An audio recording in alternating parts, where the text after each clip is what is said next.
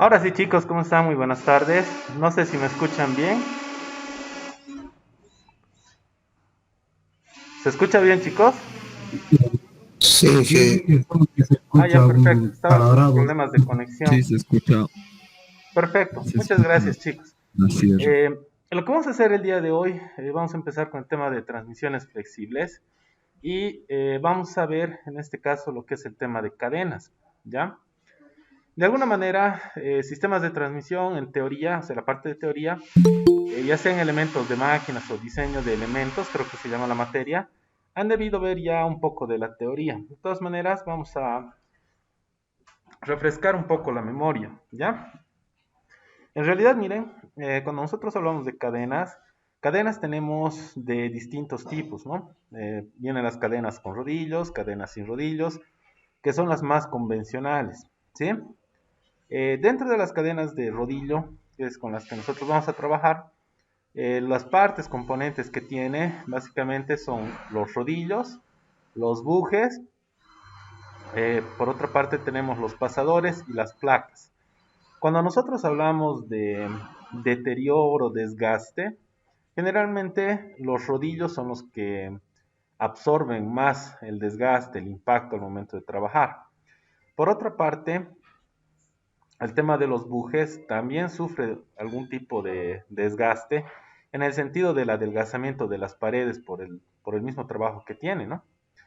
Por otra parte, hay un desgaste que es bastante interesante en esto de las cadenas, que es el alargamiento, básicamente, ¿no? El alargamiento en algunos casos está asociado al deterioro del rodillo y al estiramiento de la placa, ¿ya? Entonces, así como les decía, uno de los desgastes más comunes en el caso de las cadenas es el tema del alargamiento, ¿ya? Eh, en cuanto al tiempo de vida útil, la cadena, de alguna manera, miren, eh, tiene un mayor tiempo de vida útil, casi de la misma forma que el engranaje, a diferencia de la correa. Y esto se debe a que las cadenas tienen distintos tipos de sistemas de lubricación, ¿no? La lubricación que puede ser por goteo, por brochado.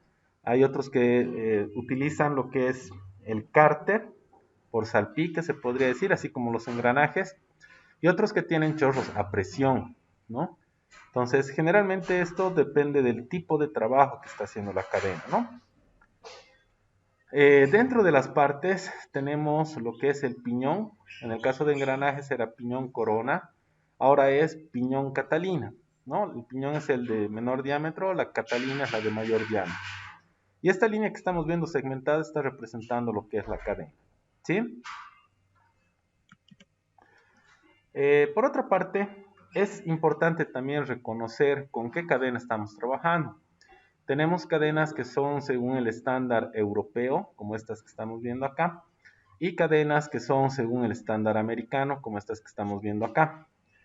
Generalmente hay una diferencia, por ejemplo, en el caso de las cadenas según el estándar americano y las cadenas según el estándar europeo, ¿ya? Las cadenas que son según el estándar europeo, así como estamos viendo acá, eh, solamente tienen tres tipos de variaciones, lo que se conoce como cadenas simplex, que es de una hilera, cadenas duplex de dos hileras y cadena triplex de tres hileras, ¿ya? Entonces tenemos esos tres tipos de cadenas. En cambio, la americana, el estándar americano, sí cuenta con más tipos de hileras, ¿no? O sea, obviamente cuenta con la simplex, duplex, triplex, pero aparte puede trabajar hasta con 4 hileras, 5 hileras, 6, 8 y 10, ¿ya? Si nosotros hacemos un resumen acá de características en cuanto a las cadenas, en cuanto a los engranajes y a las correas, podemos tomar en consideración lo siguiente, ¿sí? Por una parte, si nosotros hablamos de eficiencia, un engranaje, una correa, una cadena, el más eficiente en realidad vendría a ser, por una parte, el engranaje, por otra parte, la cadena. No quiero decir que no sea por completo eficiente la correa, pero al momento de verificar, digamos, de que la correa resbala, entonces pierde un poco de velocidad de rotación, la relación de transmisión no es constante, por lo tanto no es muy eficiente a comparación del engranaje y la cadena, ¿sí? La resistencia al desgaste, tanto engranaje como cadena, tienen una mayor resistencia al desgaste. La resistencia a la temperatura, en realidad resistencia a la temperatura, los tres tienen resistencia a la temperatura. El tema de facilidad de mantenimiento. En cuanto a la correa, aquí voy a categorizar de la siguiente manera. El que tenga más tiqueos, obviamente, es el que tiene mayor facilidad de mantenimiento. La cadena es mucho más fácil de hacer mantenimiento. Y esto se debe a que solamente se requiere lubricación, se requiere una limpieza, alineado, y después de eso se requiere el extraer la cadena, si es necesario cambiarla, ¿no? Para extraer una cadena, las cadenas tienen unas chavetas que al extraer la chaveta se saca uno de los pasadores y la cadena se abre. Entonces es mucho más sencillo, ¿no? En el caso de la correa no es tan sencillo. ¿Por qué? Porque en el caso de la correa tenemos que desarmar las chumaceras, tenemos que sacar los ejes y de esa manera poder retirar lo que es la correa, ¿no? En el caso de los engranajes pasa algo parecido porque hay que sacar ya sea con algún proceso térmico o en frío, ¿no? Entonces no es tan sencillo en algunos casos, ¿sí? El tema de elasticidad, los engranajes no son elásticos, la correa sí llega a ser elástico, sí tiene bastante elasticidad, y la cadena hasta cierto punto. Rango de potencias de trabajo, la cadena es la que supera tanto engranajes como correas al momento de transmitir potencia. Después de eso viene la correa y vienen los engranajes. ¿Sí? Es más o menos de esta manera que si nosotros hacemos una comparación, trabajan los engranajes, la correa y la cadena. ¿Ya? Por otra parte, el tema de la lubricación. En las cadenas de rodillo, bajo ninguna circunstancia se debe poner lo que es grasa, y eso se debe a que los rodillos no permitirían que la grasa ingrese para que puedan lubricar las distintas partes en el interior de la cadena. Entonces, las cadenas utilizan lo que es aceite, ¿ya? Los tipos de lubricación, así como les había mencionado anteriormente, uno es el brochado, el otro es lubricación por goteo, tenemos por salpique, ¿no? Tenemos el cárter, tenemos un baño de aceite, comienza a girar y comienza a salpicar por todas partes, ¿no? Y el otro es un chorro bajo presión, ¿ya? Algunos cuidados que debemos tener al momento de realizar el montaje es considerando lo siguiente. Uno, hay que verificar de que los ejes estén centrados y en paralelos, ¿no? Para eso podemos utilizar un nivel y alguna regla midiendo en distintos puntos. ¿Qué quiere decir distintos puntos? Mido de aquí a aquí, mido de aquí a aquí, de aquí a aquí, y así a lo largo del eje. Y el nivel nos permite ver si esto está a la misma altura, ¿sí? Por otra parte, al momento de instalar ya lo que es el piñón y la catalina, podemos utilizar algún hilo poniéndolo desde este extremo hasta este extremo y buscar lo que se conoce como puntos de contacto. O sea, podemos usar el hilo o alguna regla metálica. ¿En qué consiste esto de los puntos de contacto? Cuando nosotros apoyamos ya sea la regla o el hilo en el piñón y la catalina, tiene que tener 1, 2, 3, 4 puntos de contacto. ¿Sí? Si por ejemplo tiene un 2 y aquí, así como estamos viendo acá, solamente tiene un punto de contacto, o sea, en total hay 3, quiere decir que esto no está alineado, ¿no? Entonces, lo que se busca para poder utilizar este método es que al momento de apoyar la cadena con la regla, se obtenga lo que son los 4 puntos de contacto, ¿no? Esta forma es la más tradicional. En algunos otros casos se emplea lo que es el alineador láser, ¿no? Que es mucho más práctico, ¿no? ¿Cómo trabaja el alineador láser? Trabaja igual por contacto. El láser se proyecta y se ve de esta manera. Y se debe coincidir todo con el centro, absolutamente todo, ¿sí? Hasta acá, no sé si tienen alguna duda, alguna pregunta, algún comentario tal vez.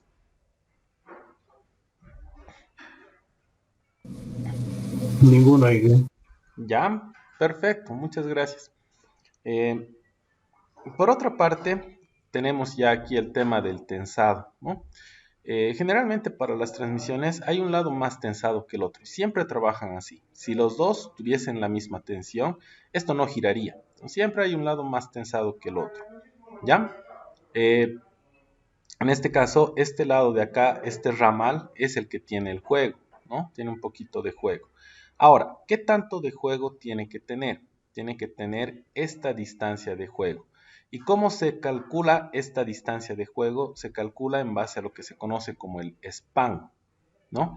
¿Qué es la distancia de span? La distancia de span, algunos asocian a lo que es distancia de centros, y es parecido el valor, pero no es la distancia de centros, sino es la distancia que medimos, perdón, desde aquí, todo esto, van a disculpar mi pulso, todo esto hasta aquí. Distancia entre puntos de contacto, eso es lo que se conoce como distancia de span. Si esta distancia, por ejemplo, tuviese un valor, no sé, de 300, esta distancia de juego tiene que ser del orden del 4% de esta distancia de span.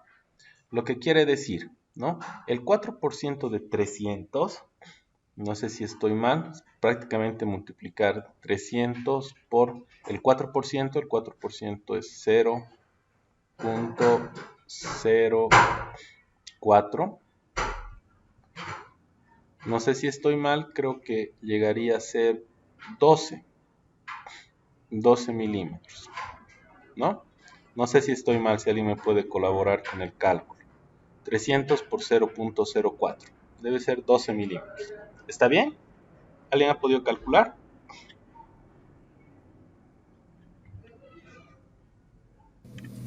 Sí, 12 milímetros. Perfecto, muchísimas gracias. Entonces, esta distancia es alrededor de los 12 milímetros. Entonces, nosotros debemos respetar un poco este valor de tensado, debido a que si tensamos mucho, sobrecargamos a los pasadores, a los rodillos de la cadena, toda la cadena en sí, pero no solamente la cadena, sino a los puntos de apoyo, a los lugares donde tenemos los rodamientos, también los sobrecargamos, ¿no? Entonces, el tensado es importante para que pueda trabajar de una manera adecuada la cadena, ¿ya? Y la forma de calcular es esta. Esto es al momento de realizar el montaje. Debemos dejar con ese tensado, ¿ya?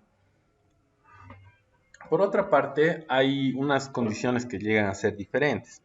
Ese 4% nosotros utilizamos en caso de que los ejes sean paralelos y estén dispuestos de forma horizontal, ¿ya? Si están dispuestos de forma vertical, entonces ya no es el 4%, es el 2%.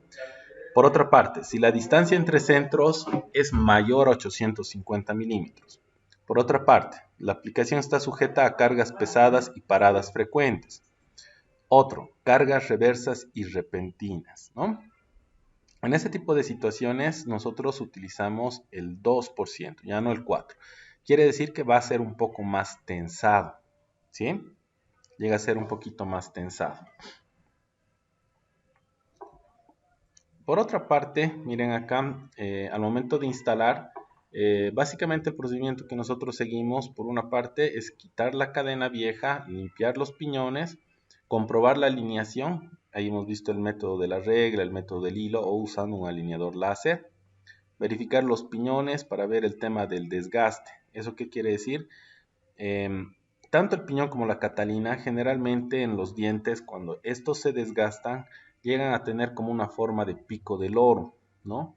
Es un desgaste bastante normal en los dientes en los dientes del piñón y de la catalina, ¿sí? Generalmente esto se asocia a que la cadena ya tiene algún tipo de alteración en su paso. ¿A qué me refiero con la alteración en su paso? Quiere decir que la cadena ya se ha estirado, ¿no? ¿Qué es el paso? Nosotros tenemos por una parte aquí más o menos, esto vendría a ser nuestra cadenita, van a disculpar el dibujo, está un desastre, pero lo estoy haciendo a pulso. Esta distancia que ustedes ven acá es la distancia del paso, ¿no?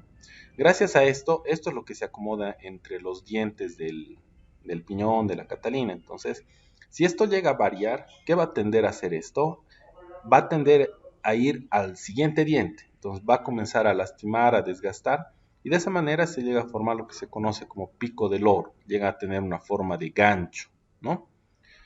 Eh, Poner la cadena nueva sobre los piñones y conectar. Después de eso, una vez que hemos conectado, se deja trabajar generalmente 24 o 48 horas y después de eso se vuelve a revisar el tensado. Lo que pasa es que la cadena cuando es nueva se la hace trabajar por primera vez y sufre siempre un poquito de deformación, entonces hay que volver a tensar.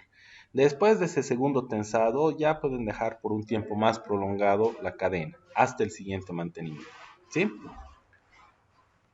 Algunas fallas bastante frecuentes generalmente es por el tema del desgaste de pasadores, el desgaste de, segundito, de los casquillos y de los rodillos. Por otra parte, la elongación, la deformación que puede llegar a tener la cadena.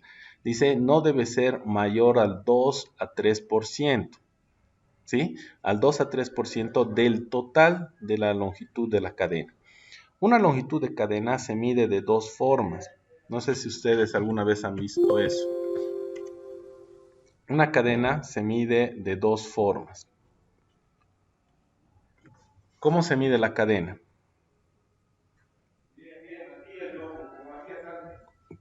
Por una parte se mide, podemos agarrar un flexo y con el flexo medir desde un extremo hasta el otro. Y la otra es en número de pasos. ¿Qué quiere decir esto del número de pasos? ¿Cuántos pasos, cuántos eslabones tiene la cadena? ¿Sí? Esto que nos está poniendo acá del 2 a 3% se refiere a la longitud total de la cadena, ¿no? O sea, yo tengo mi cadena que, no sé, desde acá hasta acá, digamos, toda la cadena estirada, puede llegar a medir, no sé, mil milímetros, ¿no? 1000 milímetros. Del 2 al 3%, ¿no? Vamos al extremo, al 3%.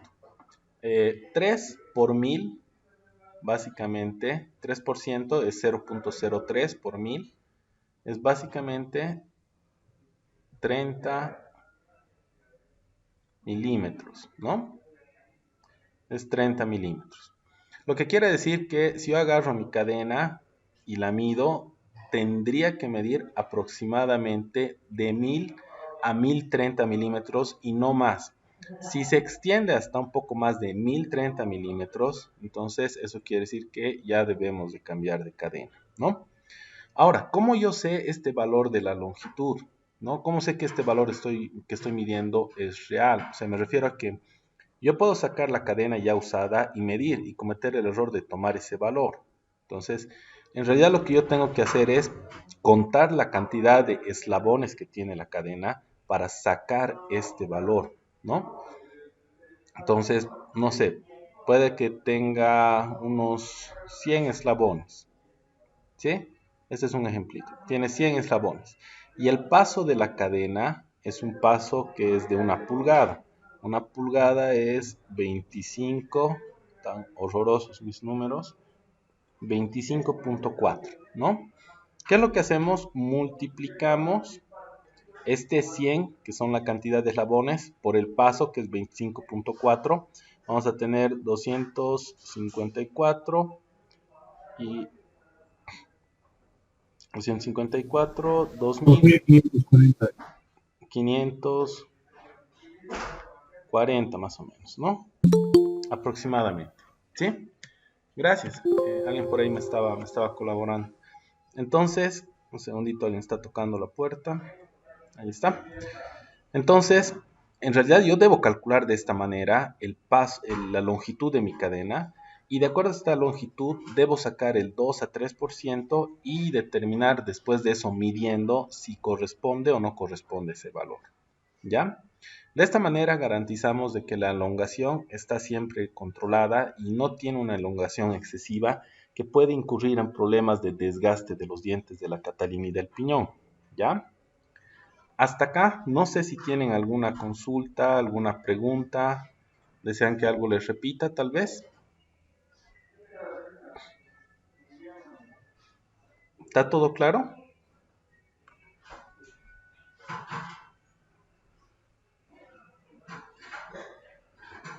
Ya. El otro que les voy a mencionar tiene que ver con algunas fallas frecuentes, ¿no? ¿Qué es lo que sucede cuando hay un ruido excesivo en la transmisión? Puede ser alguna falla por desalineamiento, un incorrecto tensado, o sea que puede estar muy tensada o muy poco tensada la cadena, requiere lubricación, la lubricación es muy importante. Puede ser que los dientes del piñón de la Catalina se hayan desgastado. Puede ser que haya un deterioro en los apoyos o soportes de la transmisión, se refiere a los rodamientos. O si no, que las ruedas tienen un número muy pequeño de dientes. En realidad, el número de dientes del piñón define posteriormente el número de dientes de la Catalina, ¿no? Y eso generalmente uno selecciona de tablas de acuerdo a la velocidad de rotación de la transmisión, ¿sí? ¿Qué pasa cuando la cadena salta sobre los dientes de las ruedas? O sea, prácticamente se sale de su lugar, ¿no? Eh, puede ser por algún desgaste en la cadena, quiere decir que el paso tal vez ya no es el mismo. Puede ser un incorrecto tensado, o sea, está muy flojo, muy suelto, entonces comienza como a chicotear la cadena y puede llegar a salirse de su lugar, ¿no? El mal tallado de los dientes, eso ya es un problema de fabricación, o el mal dimensionamiento de las ruedas. Puede ser también que al momento de hacer la limpieza no hayamos limpiado bien y hayamos dejado algún objeto que no está permitiendo que el eslabón entre correctamente en el diente. Entonces, prácticamente lo va a impulsar hacia afuera, ¿no? Tenemos por otra parte el movimiento de la cadena con tirones. Era eso que les decía que es como chicotazos, ¿no? Es un escaso tensado. Pueden ser cargas altamente pulsantes. ¿A qué se refiere eso? Que esto generalmente no es para transmisiones donde los ejes están dispuestos horizontalmente, sino verticalmente, ¿no?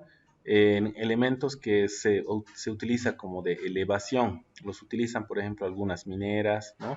Para comenzar a sacar del fondo, no sé, piedras, tierra, arena y las hacen ascender. Y estas transmisiones generalmente son así de cadena, ¿no?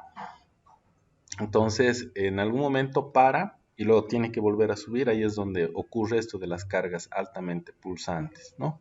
Se sacude por completo la cadena. Y es más, tiende a retroceder un poco por el tema del mismo peso, ¿sí? La rotura de los dientes es por la obstrucción con material o algún objeto externo. Puede ser una carga excesiva, puede ser, perdón, puede ser alguna suciedad, algún material extraño que esté ahí y completamente acumulado, falta de limpieza, falta de mantenimiento, en fin, pueden ser muchas otras razones, ¿no? Muy bien, chicos, hasta acá, no sé si tienen alguna duda, alguna consulta, alguna pregunta. Esto ya para terminar.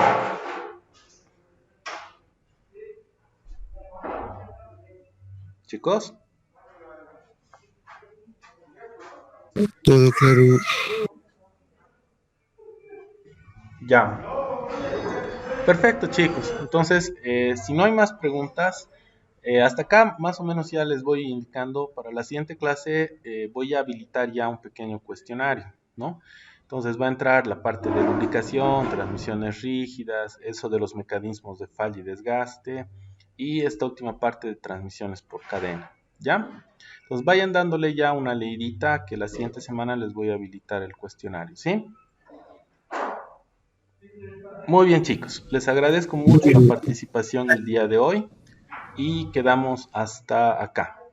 Nos vemos hasta el día de mañana, chicos. Y que una consulta muy aparte de la clase, respecto a las notas del primer semestre, ¿para Del primer cuándo van parcial, a subirlas? un poquito de paciencia, José, por favor.